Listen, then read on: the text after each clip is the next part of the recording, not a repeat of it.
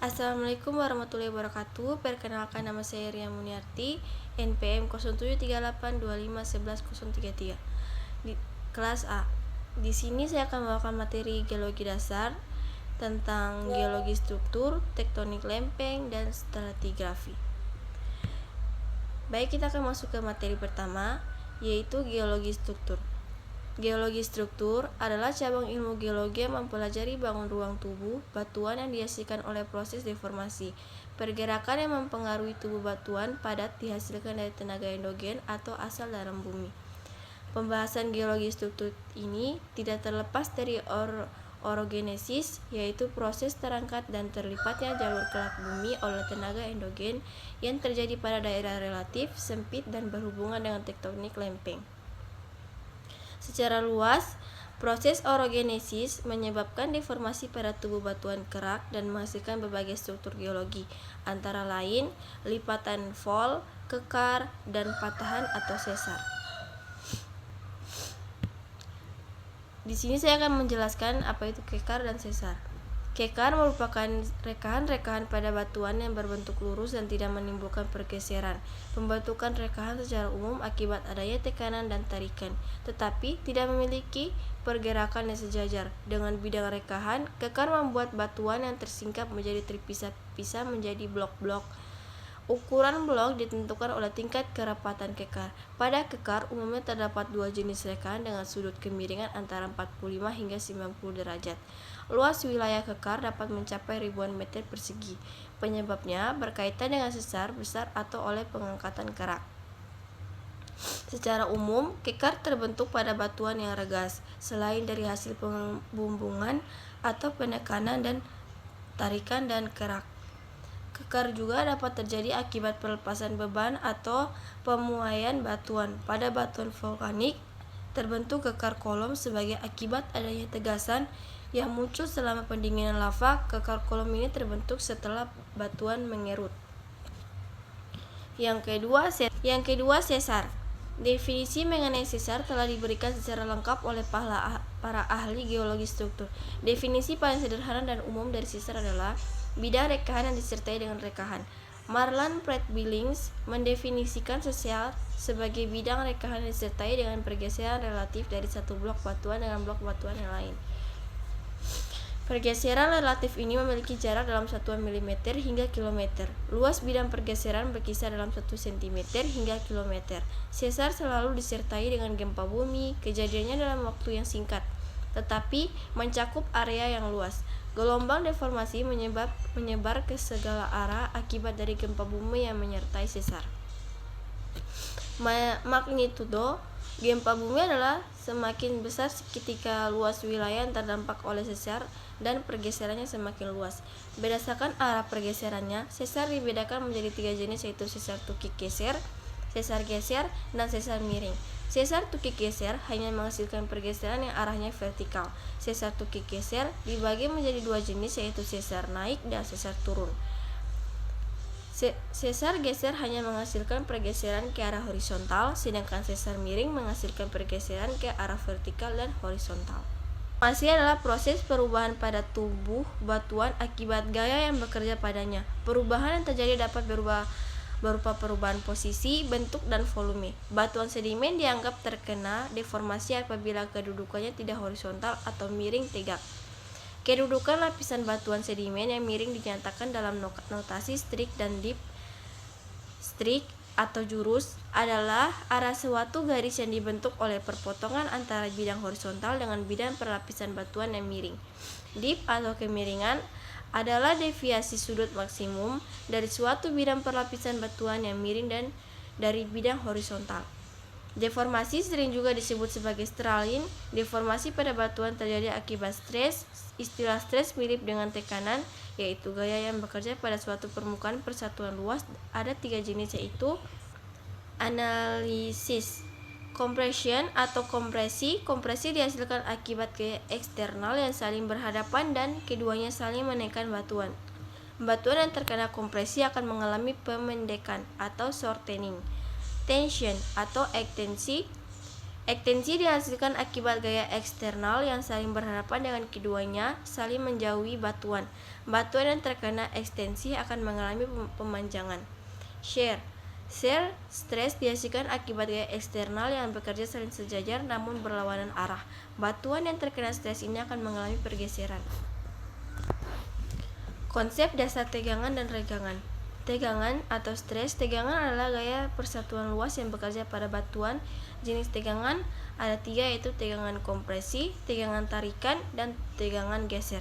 Tegangan kompresi itu menyebabkan pemendekan atau lipatan, sedangkan tegangan tarikan atau tension menyebabkan pemanjangan atau rekahan.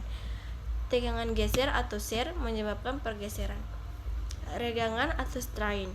Regangan adalah perubahan bentuk atau ukuran batuan akibat tegangan. Jenis regangan yaitu ada 3, elastis, plastis, getas.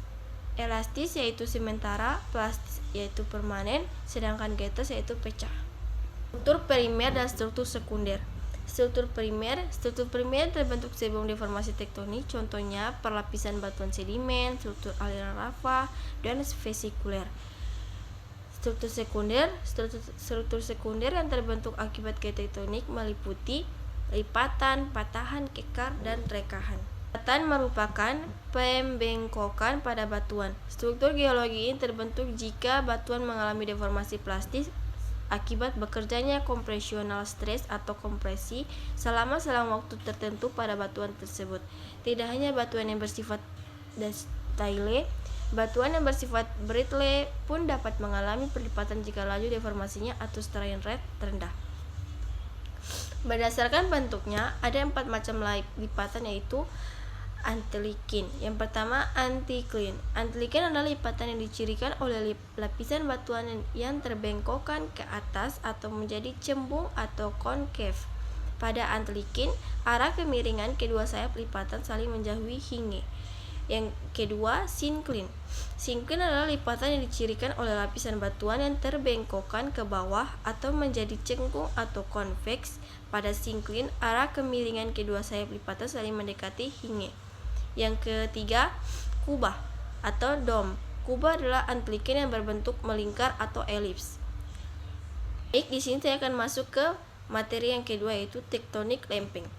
Lempeng merupakan lapisan penyusun bumi paling atas yang sebagian besar mempunyai ketebalan hingga 100 km.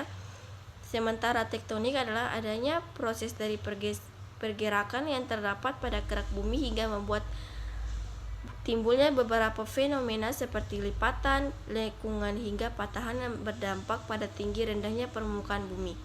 Lempeng tektonik erat kaitannya dengan lapisan lithosfer pada bumi yang memang menjadi lapisan paling atas dari bumi. Lapisan yang tersusun dari kerak bumi dan mantel bumi. Keduanya memiliki sifat sangat padat dan kaku.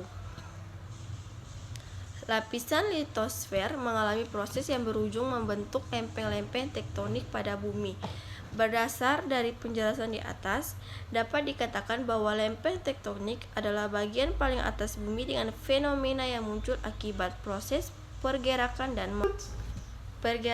dan mempengaruhi tinggi rendah dari bumi tersebut. Secara langsung, adanya proses pergerakan ini membuat pengaruh signifikan pada penampakan permukaan bumi yang dinamis. Contoh teori lempeng tektonik. Lempeng tektonik dipakai untuk menjelaskan pergeseran benua, fenomena yang terjadi saat benua masih menjadi satu. Kesatuan yang disebut benua super besar atau superkontinent dan dinamakan dengan sebutan Pangea. Hingga tak lama setelah itu, benua yang muncul terbagi menjadi beberapa bagian. Beberapa bagian benua yang terbagi ini dinamakan Gondwana dan Laurasia. Munculnya beberapa benua ini ditandai dengan pergerakan dan diibaratkan sebagai bongkahan es yang mengapung dan bergerak di lautan. Karena inilah teori lempeng tektonik juga disebut dengan teori pengampungan kontinen, yang diperkuat dengan beberapa bukti seperti berikut. Yang pertama, kesamaan garis pantai. Adanya kecocokan garis pantai ini ditemukan di benua Amerika Selatan dan benua Afrika Barat. Kedua benua ini memperlihatkan adanya himpitan benua satu dan benua lainnya. Yang kedua, persebaran fosil. Munculnya fosil-fosil pada Di beberapa benua seperti Mosasaurus, tempat-tempat berbeda di setiap benua yang bahkan sudah dipisahkan oleh lautan.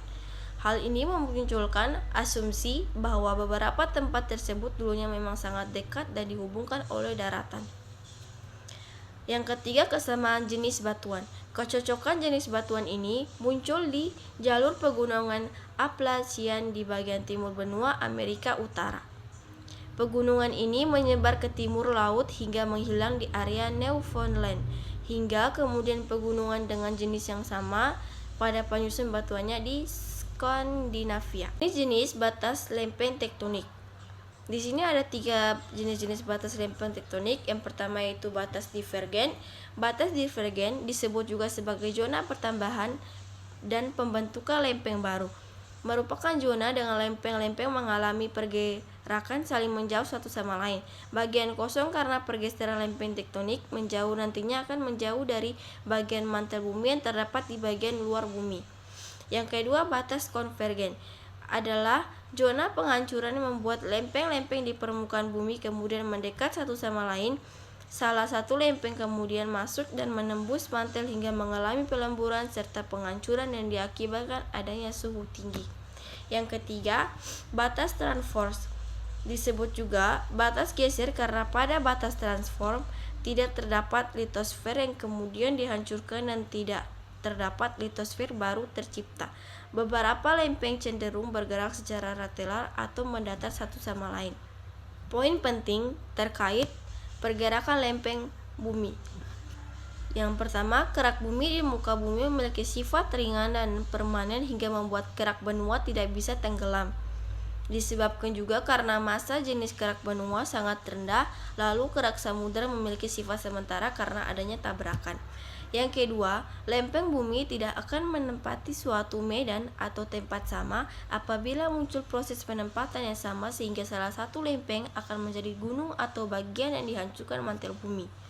Yang ketiga, lempeng benua terbentuk dari adanya kerak benua dan kerak samudera sesuai dengan gaya yang mempengaruhi pergerakan lempeng di wilayah tersebut. Letak benua bisa berada jauh di luar batas benua yang berkaitan.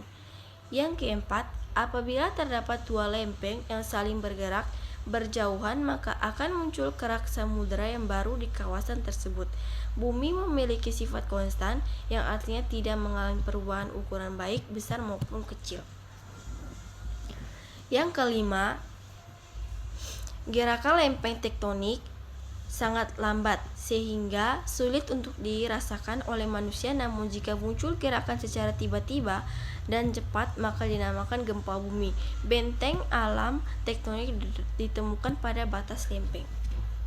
Baik, di sini kita akan masuk ke materi ketiga yaitu stratigrafi. Pengertian stratigrafi. Stratigrafi adalah cabang ilmu geologi yang berhubungan dengan deskripsi batuan atau interpretasi skala waktu geologi. Ilmu ini utamanya berlaku untuk mempelajari batuan sedimen, batuan beku, vulkanik, atau batuan metamorf yang terbentuk dari bahan ekstrusif.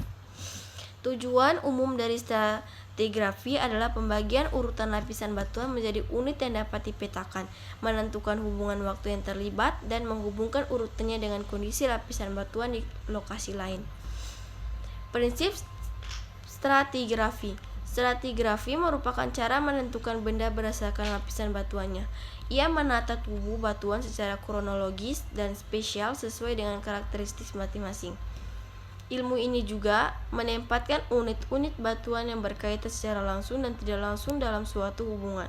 Prinsip stratigrafi awalnya diperkenalkan pada tahun 1669 oleh Nicolaus Steno dalam literaturnya yang berjudul Dissertation Prodromus. Singkatnya, ia menjelaskan bahwa dengan urutan lapisan sedimen yang halus, lapisan pada foot wall atau bawah lebih tua daripada lapisan pada hanging wall atau atas. Perbedaan stratigrafi dan sedimentologi. Peran dari batuan sedimen dalam stratigrafi cukup fundamental untuk memahami evolusi kehidupan, lempeng tektonik, dan perubahan iklim. Namun, hal ini berbeda dengan apa yang menjadi fokus dari sedimentologi. Sedimentologi adalah studi tentang proses transportasi dan pengendapan material sedimen yang terakumulasi di lingkungan kontinen dan laut hingga membentuk batuan sedimen. Sementara stratigrafi lebih membahas mengenai urut-urutan batuan dan waktu kejadian dalam sejarah bumi. Namun, kombinasi antara keduanya memungkinkan kita untuk mengerti bagaimana kondisi permukaan bumi di waktu dan tempat yang berbeda. Karakter batuan sedimen yang telah diendapkan mungkin dapat memberikan informasi bahwa pada suatu waktu daerah tersebut merupakan hamparan gersang ataupun di waktu berbeda. Tempat tersebut berubah menjadi laut dangkal yang memungkinkan pembentukan terumbu karang. Kesimpulan dari materi stratigrafi. Stratigrafi adalah ilmu yang mempelajari dan menjelaskan bagaimana strata atau lapisan batuan. Dengan demikian, kita dapat mengetahui proses pembentukan dan kronologisnya dari batuan di lokasi tertentu. Menurut Steno, ilmu ini memiliki 3 hukum yang menjelaskan posisi strata batuan. Di sisi lain, ia juga erat kaitannya dengan penampang yang mana dapat membantu industri tambang untuk mengetahui situs minyak bumi dan gas alam.